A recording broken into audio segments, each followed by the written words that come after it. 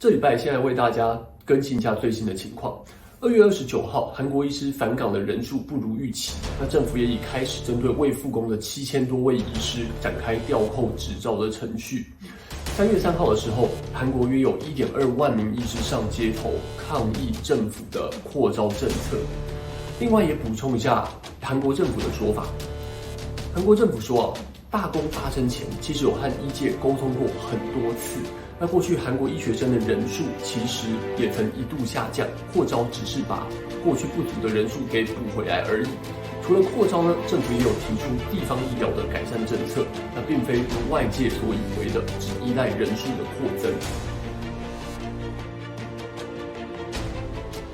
在现代社会中，罢工是劳方对抗资方的一种最后手段。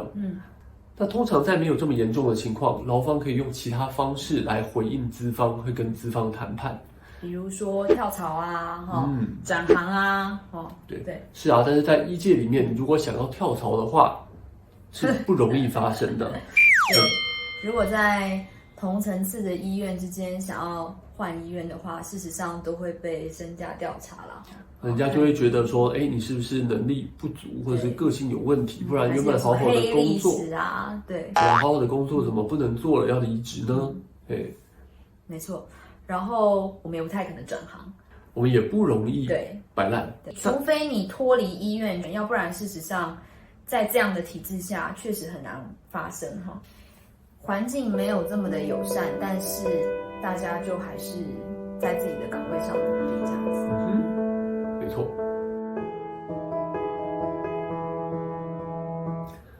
可能会有民众提出，这群医师其实是既得利益者，在捍卫自身的利益，但也确实是有这个可能的。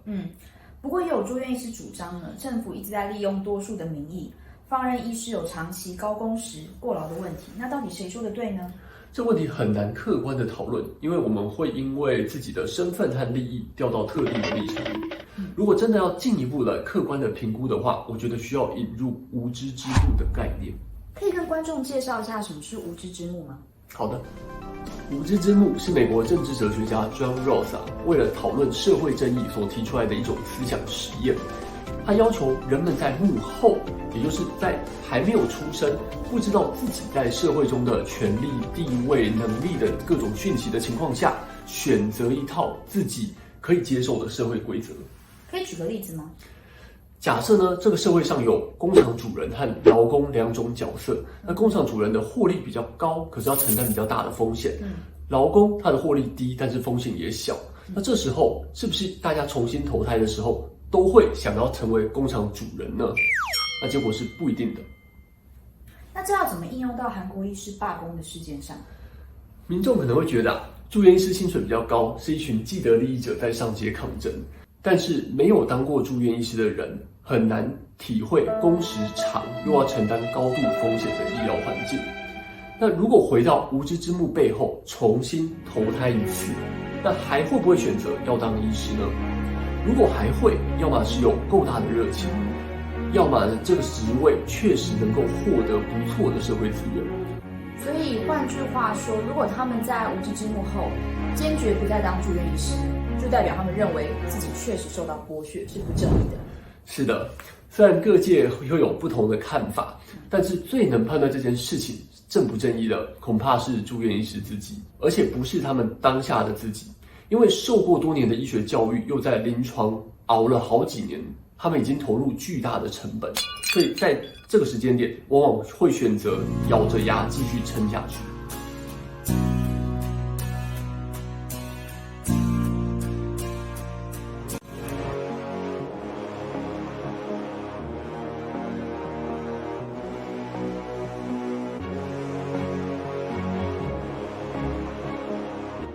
所知，我们的政府其实也为了要解决这个医疗资源不均的问题，找了很多方法，做了很多尝试，从很多面向入手。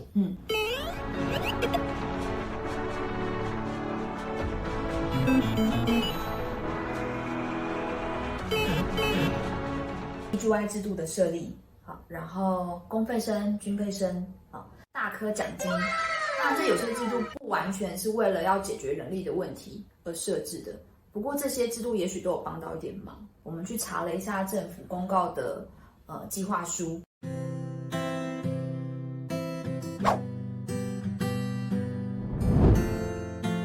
政府绑住公费生的方式，主要就是你要下乡服务完之后，我再把医师证书还你。啊？你不知道吗？真的吗？是啊，他的证书你一开始拿到只是银本，你不是正本。啊，这我不所以知道。公费生的话，他是你要下乡完之后才会有医师证书。所以你看到下乡完的公费医师的朋友，他会在脸书 po 一张医师证书，他说我终于已经赎回我的真身。那军费生不是，军费生的医师证书是一直给你的。只是你如果违约的话，它的赔偿金特别的高。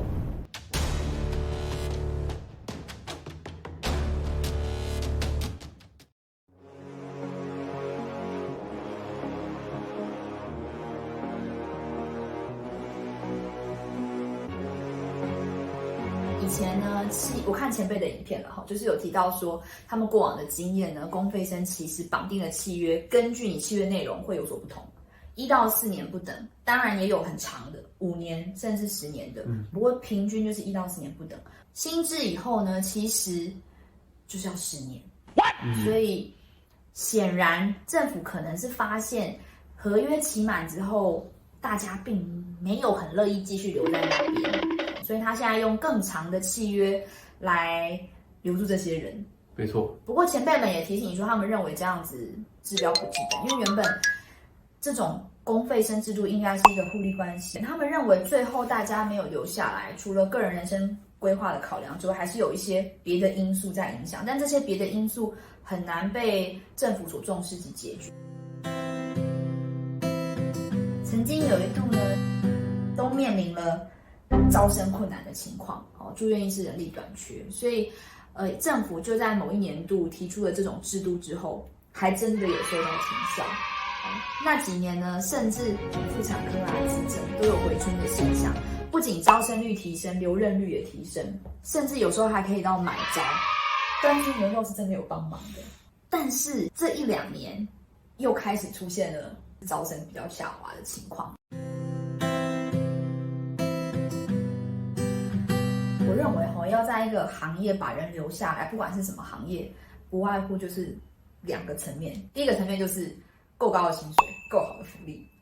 第二个就是够大的热情。可是够大的热情呢，会受到很多环境因素的影响，也会因为时间可能被消磨殆尽，所以它是很难掌握的。够大的热情这件事情，为什么无法维持？我们又可以做一集，因为它其实原因很复杂。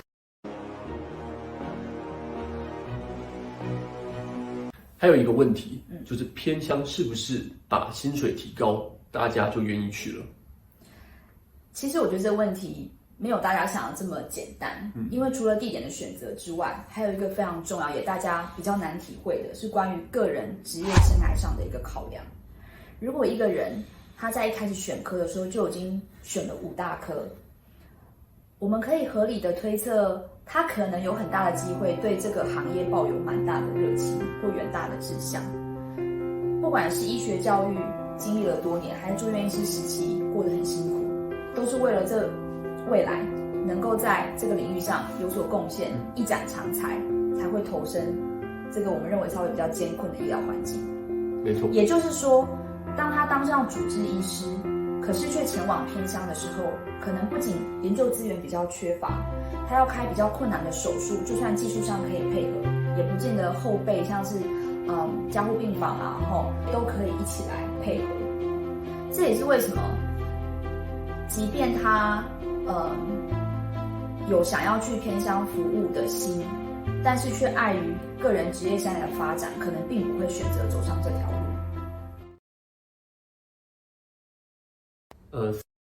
大家没有人去，但大家的想法就是说，我的薪水可能也没有到，不然你不去的话，那我去好了。所以你不如就开放更多医学系的名额，让更多其他的人可以去。那你们怎么又反对要招收新的名额？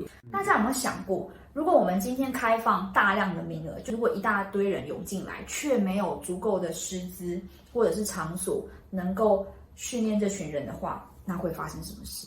这也是为什么韩国的医师工会他们会认为一下子大量招收这么多医学生，可能之后会让医疗品质下降的问题。他们其实有强调一点，他们并不是完全反对扩招，而是扩招的幅度太大。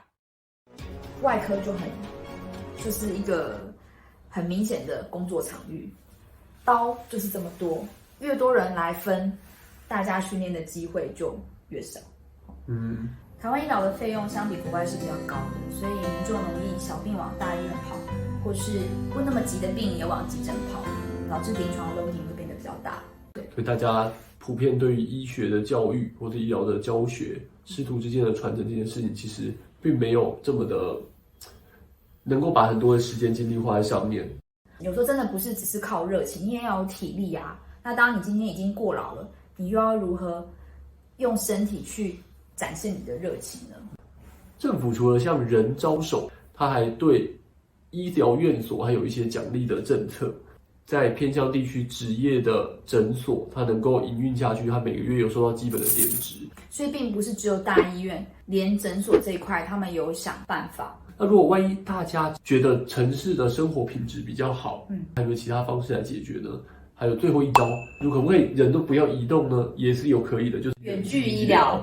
对，或是它开放其医师的工作有其他的职类的人员可以进行的一部分。其实这一次在韩国事件里面，他们有探讨 AI， 然后远距以及视讯门诊的开放。什么时候开始有视讯门诊？是这样说的，就是疫情的时候。我不敢说医院的视讯门诊完全都是疫情开始的，不过我个人在医院视讯门诊是从疫情那个时候有出现，然后后来又取消了。台湾一开始在远距医疗合法的一个办法，它是应该这样讲了，就是医疗法里面有一条叫做医师必须亲自诊视病人。那这个亲自到底是什么意思呢？你透过实体是亲自嘛？那你透过一个镜头去看病人，算不算是亲自诊视病人呢？这个就有一些模糊空间。他把远距这件事情变得比较合理化的一个法规，是在大约2018年附近，它2019年推出的一个叫做通讯诊疗办法。那通讯诊疗办法，它允许医师透过视讯的方式，某一些特别的情况下，对某一些特别的病人能够进行远距医疗。山地啊、偏乡、离岛，它就是属于里面，还有急迫的症。这个法规目前有修订成更放宽吗？有，后来有修订成更放宽，这是今年7月份的事。对，现在医院里面的群组跟诊所里面，大家都轰轰烈烈的讨论这件事情。它虽然这样上路，但是诊所和医院要有很多的制度和配套要做好，不然没有办法实行。为了要确定病人是真的是本人在看，所以我们要拿健保卡要拍照。那有些时候他那个健保卡拿在前面，又看不太清楚，要近一点，要对焦。我要这样子，有快筛阳性的话，我要拿一个就是阳性，但是我在阳性那个你看得到那个是2条线吗？不一定，所以要再近一点。所以我们直接在视讯门诊里面就是一直在这样子，光花很多时间在连线，然后花很多时间在调整这个距离。诊疗的问题而已，其实在台湾也有 AI 医疗的运用，然后某些科别也在尝试，也许未来就越来越成熟。起步了好几年，但是它还是局限在某一些科别、某一些单位在进行合作，大家去测试中。我一听到你光是那个很困难，我就想说，有些医生的门诊100人，假如全部都远距的话，那怎么可能？所以你要知道说，视讯诊疗目前我们早上看的10位，可能就差不多了。对，就是很多时候要处理这些设备的问题。既然它是远距，这些人也许在比较偏乡，第一个 WiFi 可能不是很好，然后可能他们对这些设备的操作也没有像城市的人这么的熟悉的话，真的会让你有困难。对。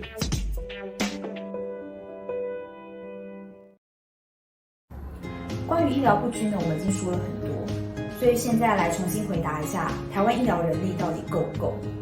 我认为呢，因为不均实在太严重，所以在不均没有改善前是没有办法回答到底够不够的这个问题的。虽然最后没有给出一个明显的结论，但这是我心中认为最贴近真相的答案。何健当时没有走大科，有没有一些考量的点？当我还是医学生的时候，我看到大科的，不管是内科、外科的学长姐和前辈，他们的工时往往很长，而且他们花了很多的时间，还要额外的写论文。所以我不太敢确定说自己对于医学上的兴趣真的有这么强烈，加上我对于医疗之外的其他的面向啊，都有蛮大的热情的，所以我希望选择我选择的是家医科，然后有机会跟其他科比有更多的连接。虽然医疗环境有过劳啊、不均这些很难在短期内就改善的问题，但我觉得我们还是会鼓励大家能够正视自己的热情，选喜爱的科别，这样辛苦的时候你比较不会撑不下去。但是如果是为了生活品质、薪资考量或一些其他的原因，选择了一些相对比较没有那么有热情的科，只要能够怀着责任感呢，好好工作，把其他的精力花在人生的其他层面，我觉得也非常的棒。所以希望大家都能够做出让自己幸福的选择。记得命运掌握在我们自己的手里，随时能有新的选择，为自己而活。希望大家喜欢我们这一次的专题，我们下次再见喽，拜拜。